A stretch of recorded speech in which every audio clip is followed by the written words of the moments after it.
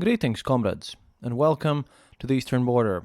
We're back with the news, and, well, if I sound a bit more sad than usual, then that's because I am. See, the Russian missile strike hit a shopping mall in the central Ukraine city of Kremenchuk late in the afternoon of June 27th. It killed at least 20 people and injured 59 others. This is the information that we have about now. Head of State Emergency Services of Ukraine, Girkin, said that 25 of the wounded had been hospitalized. The area of the fire reached 10,300 square meters, according to the state agency. Most of the bodies found at the scene of the explosion haven't been identified yet due to their severe burns. Minister of Internal Affairs, Denis Monastyrsky, reported on June 28th. He added that the relatives of missing people will need to take DNA tests to identify the bodies. About 36 people were also missing after the attack. And, Volodymyr Zelensky stated that there were, initially more than 1,000 people in the mall, but thankfully many managed to get out in time before the missiles hit, thanks to the air raid sirens. This place is located a few hundred kilometers away from the front lines in the eastern and southern Ukraine, and relative peace has happened in Poltava Oblast, the district there. It apparently was working, and, it was one of the districts less hit by the war. Ukrainian Air Force reported that the missiles that hit the shopping center were launched from Russia's Kursk Oblast. And, of course, this should be examined as a war crime because, it's not a military object at all. Following the missile strike, UK Prime Minister Boris Johnson said in a statement at the G7 gathering in Munich that the attack, quote, once again shows Russian dictator Vladimir Putin's depth of cruelty and barbarism. He also stated that Putin, quote, must realize that his behavior will do nothing but strengthen the resolve of the United Kingdom and every other G7 country to stand by Ukraine for as long as it takes. And, quote, our thoughts are with the families of the innocent victims of Ukraine, end quote. And, of course everyone's reacting to this. Russian media, we'll get to that because I have Igor Girkin's latest news and latest reports. Again, thanks to wartranslated.com. Dmitry manages to be really quick these days because Igor Girkin hadn't posted for a while, but so far on the reports that I've read about the situation, the Russian side is, of course, claiming that this is a provocation, just as it is with Bucha. They claim it's all fake. And their leading theory comes from the fact that apparently Russia states that they were shooting at a rocket at some place, some military object somewhat nearby, which it isn't there, and Ukrainians shut down the missile, and the missile, after being shut down, hit the mall. But from the conflict intelligence team reports, they've studied them, and there's no one really nearby that area, and it's quite unlikely that this happened this way. Besides, the one reason that they give is that there was a military object nearby, but that was back in 2014, and no one on the Russian side has, properly updated their maps, which wouldn't be surprising because if you remember the beginning of the war, some soldiers went and dug their trenches in the Red Forest near Chernobyl while using maps from 1985, which obviously being a year before the whole Chernobyl disaster is also how everything happened. And this is just bizarre and weird because, I don't think this was Putin's orders. I think this is some general messing up or someone making some stupid mistake somewhere. Or maybe this is on purpose. Maybe, but, it's very bad PR, or maybe Russia is trying to show that, they can't really be stopped and they'll do what they want. But all in all, this leaves me with a bad taste in the mouth and gives me extremely weird vibes. Further on, I think we should finally get back and, we haven't checked on Igor Girkin for a while. He apparently ran into some troubles with imposters on Telegram. So I had to check it, and we hadn't had him, on the show for a while. I mean, seriously, if somehow he gets captured and then I can interview him at some point, that'd be great. But so far, this is what my favorite nemesis and crazy enemy, Igor Girkin, has to state about the overview of the frontline situation. Number 1, the border frontline. That's from Belarus border to Kharkiv Oblast. That's Russian top side, but he comments on the Belarus side here. Quote, both sides suspecting the enemy of the ability to strike an insidious, unexpected blow, whether justified or not, I don't know, are gradually accumulating strength trying to cover the border. The former, quote, respected Kiev partners, end quote. Again, to all of you new here, Igor Girkin is a very pro-Russian guy, but he writes good analysis on the front lines, and, when he states that Russian army isn't faring that well, or whether they're failing, no one can really accuse me of using only pro-Ukrainian sources, which is the side that I obviously support, but now and then this has to be mentioned because some of you, maybe haven't checked out all the shows. So, the former, quote, respected Kiev partners, end quote, are doing it somewhat better. They have more human resources. In this regard, they are also taking the initiative by shelling Russian military and civilian objects on our Russian side of the border, also sending in sabotage groups, which resulted in two that have been widely known destructions of smaller units of border guards, 6 and 4 killed in both cases without punishment. Likely, both sides are not yet ready to create the continuous active front line in this extended section due to a lack of resources, which does not at all execute an attack on one of the sides for tactical or propaganda objectives. Number 2, Kharkiv front line. In the north and central sections, fights of local significance continue. Russian forces most likely have no power to develop the offensive or any desire to continue developing it. The partners have that desire but don't have the heavy weaponry, which is comment from me here, is extremely important that, they get delivered as much heavy weaponry as possible. Because if Igor Girkin states that Ukraine can't attack because of lack of heavy weapons, then, you should poke your representative in whichever country you live in so that Ukraine gets that necessary heavy weaponry. Russian forces, after moving forward, created a safe zone covering the adjacent regions of Russian Federation from shelling, and these regions are capable as a foothold for the future offensive on Kharkiv. In the southern section of this front line, Baklayev line, for the whole of the past week, the Ukrainian forces were attempting to endanger the Izium grouping of Russian Federation with a flank strike. It did not progress further than the fights of local significance. Number 3, Slovyansk direction. Along the entire front line south of Izium, from Vedikaya Kamshevaka to Severny Donetsk, there are local fights, artillery skirmishes, and activities of reconnaissance and sabotage groups. Russia did not conduct offensive actions in the classical sense, concentrating their efforts on attempts to finish off the Severodonetsk-Lishansk agglomeration. Although attempts to try out and scout enemy's possessions and attempts of tactical moves continue.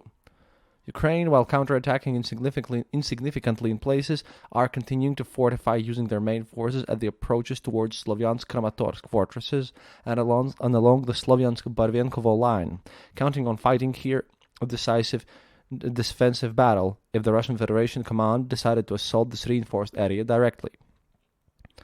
Severodonetsk-Lishansk agglomeration. Through the week, all along the whole front line, fierce battles continued with large losses for both sides. On our side, the lion's share again fell on the people's militias. Well, again, he mentions Russian side, and when he speaks about our side. The enemy, that is Ukraine, managed to withdraw remnants of their troops from the foothold on the left bank of Siversky Donetsk, south of Severodonetsk, by abandoning the largest part of heavy weaponry and suffering significant losses in manpower. However, the defending experienced Ukrainian units and mercenary detachments, that is how he calls the kind of the people who have come to fight for Ukraine from other countries, avoided the total defeat and destruction. Similar situation occurred in Gorskoye Zolotoye fortress. Despite large losses, the enemy managed to withdraw the core of the garrison from the operational encirclement, abandoning in the cauldron only small and forgotten detachments and groups of demoralized deserters. Very few POWs were taken. It can be said that our pincers grabbed empty air. Yet still, the dangerous bulge in the rear of the advancing to the west of Popasina group is now cut off, and the integrity of the Ukrainian front line in south and southeast outskirts of Lysychansk has been compromised. Donetsk militias and Russian armed forces reached directly the southern outskirts of Lysychansk and to the west nearly took it into operational encirclement, which, however, as of last night, has not yet been completed. I assume the possibility of a gradual, certainly with battles, retreat of Ukrainian garrison towards Seversk and the conclusion of the fights for this area within a week could happen unless Ukrainians bring in large fresh reserves. 5. Seversk-Bakhmut-Soledar frontline. No substantial changes. The second line of long-term defensive constructions around here, built by Ukrainians during the alternative-less Minsk agreements. That's how he calls them. All said cities have additional concentric defensive contours. In Bakhmut and Soledar, there are Soviet-built military bases. In fact, in Soledar, an underground fortified storage base. The assault on the second line, occupied by plentiful forces of the enemy, will not be successful without engaging all Russian and Donetsk and Luhansk forces. And I'm not predicting it for the nearest future, unless, of course, the Russian command decides otherwise, contrary to common sense. Again, Girkin, does not hold high opinions of the Russian Central Command. Donetsk frontline. Wedging into Ukrainians' first line of defense at Avdiivka did not see further development for the same reason, which is an acute lack of necessary combat-ready units and the same acute lack of manpower and available units. On the front line from Khorlivka, Toretsk to Marinka there are positional fights, active UAVs and enemy snipers, and exhausting shelling, more often than not alternate. For instance, yesterday they were shelling Khorlivka of military objects, life support facilities, and, Igor Girkin claims that Ukraine just simply shells residential areas. I highly doubt that, and that's a brave thing to say for him after, we've seen horrible stuff done by the Russians. Number 7. South Donetsk frontline. Over several days, Ukrainians managed to push our forces south of Ukledar, knocking back the secondary detachments of mobilized, that's how he calls the people who were forcibly mobilized in Luhansk and Donetsk areas, by 2 to 3 kilometers, more in places, and moving the front line to Pavlivka and Erhorivka villages. Their blow clearly had limited and distracting nature with aim to weaken the pressure of the strike group of Russian army together with the militias on Lysychansk. Despite this, it demonstrated the relative weakness of our front line on this quite important direction. Number 8. Zaporizhia and Kherson front lines. In general, no changes. Notable is the generally increasing enemy activity, especially their artillery and sabotage groups. And here he makes some general conclusions. Number 1. The protracted battle of the second, totally definite, stage of the so-called special military operation is gradually ending. Whether it will end with an operational pause or will immediately move into the battle for the initiative, the effective stage announced by Ramzan Kadyrov, another one of people whom I massively hate, I can't guess, really, but I still expect that this battle will start outside Donbass. The current battle is ending with tactical successes of Russia, but strategically, in general, it is unsuccessful, since by the 5th month of the special military operation, the group of Ukrainians in Donbass is still not defeated. Likewise, it was not pushed out of the majority of its positions. Here, I want to comment again from my sources being this conflict intelligence team, which, by the way, also, I got some comments that last time I used the fact that some sort of mixed soup is fighting for Russians, but that was just an interesting metaphor that I heard in the conflict intelligence teams get of their own conclusion things, which they publish only in Russian, sadly. And I wanted to use this one, but I don't know. I think I'll just mention them more as well, because these guys are doing their research really well, and they're really great at what they're doing. And by the way, they're all also declared criminals by the Russian government, and now all live abroad. If you poke someone from these people here on Twitter, on Twitter, because I say too much on Twitter, I suppose, or on Facebook, then let them know that they're doing a great job. But carrying on with Igor Girkin. Oh, yeah, forgot. The conflict intelligence team reported that Ukraine has been pushed back by about 50% of the territory they held before on the 24th of February, since that's a weird calculation, since they lost about 1/3 of the whole Luhansk and Donetsk areas to these separatist formations, and they kept the other 2/3, and now they've been pushed back by another third. So they're now effectively holding about 1/3 of Luhansk and Donetsk Oblasts, and again, just as Girkin states, their attacks could be more successful if only they had more heavy artillery. And, finishing off his conclusions with the second point of this, quote, the defeat of Ukraine in the Battle of Severodonetsk on one hand and the failure for the strategic operation to liberate Donbass by Russia on the other has already led to the further increase of military supplies for Ukraine from the, quote, and this is how he calls you, dear Western listeners, quote, dear Western partners. He mentions that you're not his partners, and you shouldn't be. I mean, he provides material, but hey, at least that's good. In July-August, a lot will be decided after deployment of reserves from both sides. The time is working both against the so-called Ukraine and the Russian Federation.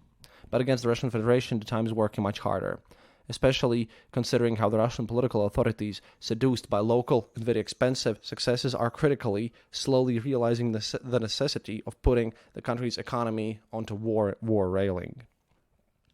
Now, the thing here is that, like I said, I think the winter will hurt Russian odds and successes in this war a lot, because I think this has to end by December, latest January.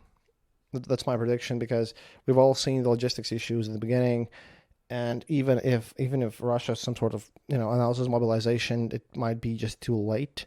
But it also depends on how much Western countries are ready to help Ukraine, and do we give them the heavy equipment and everything.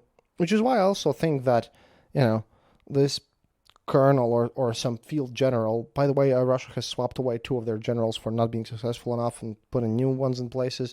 One of the new ones got called into the service again from reserve, and he apparently hadn't served in so many years. He managed to put in a lot of weight. He now weighs 127 kilograms, which is a lot.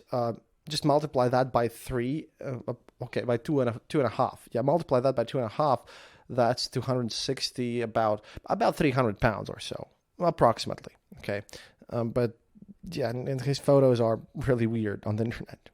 However, that's not everything. Today, after this, Igor Girkin basically posted another thing about Ukrainians retreating from and withdrawing from Lysychansk, which is good because, again, over there in that front line, they were kind of captured in this pocket, and, he's not really happy about how Ukrainian withdrawal is going, which is good because Ukrainians are sort of, as far as I get it, shortening the front line of the Donetsk region to prepare for counterattack and eagerly awaiting help to get the heavy equipment. Quote, this is from today, so that you understand the dates. From Igor Girkin again.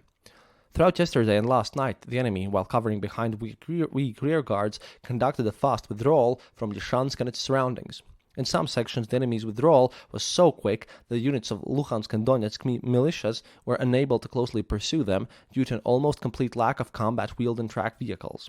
At the moment, fierce fights are only taking place in the neck of this bag, where the enemy is holding positions with an aim to allow as many of their detachments as possible to withdraw.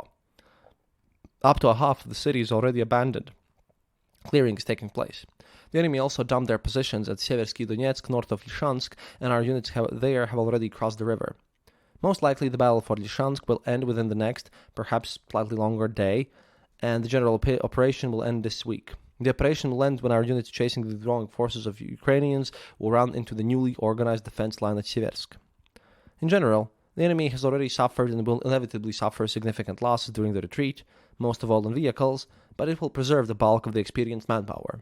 In this case, from the Ukrainian side, there is an obvious primacy of the military expediency over political and propagandist aims. From Russian side, there is a tactical victory.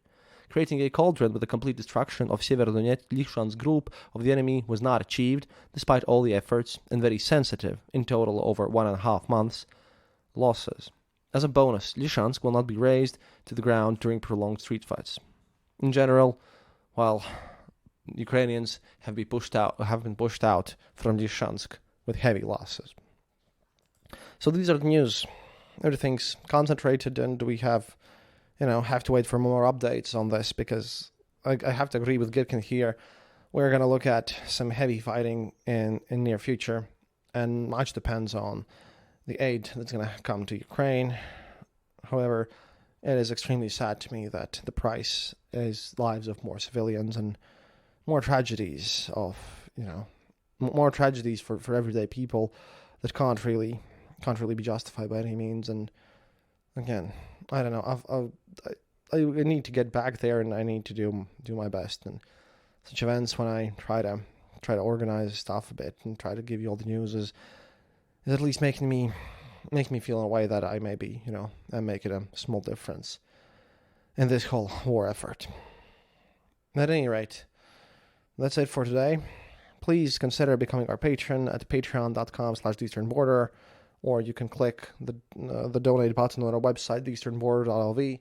You can also just listen to all the episodes there without ads, because I know Acast is a bit annoying in this matter. You can also just please follow us on Twitter. We're trying to reach 20,000 followers, and over there on Twitter there's also this button that takes you to my Patreon, and you can support us there. Also, of course, stay safe and don't lose sight of what's important, of course, and yeah, donate to Ukrainian charities.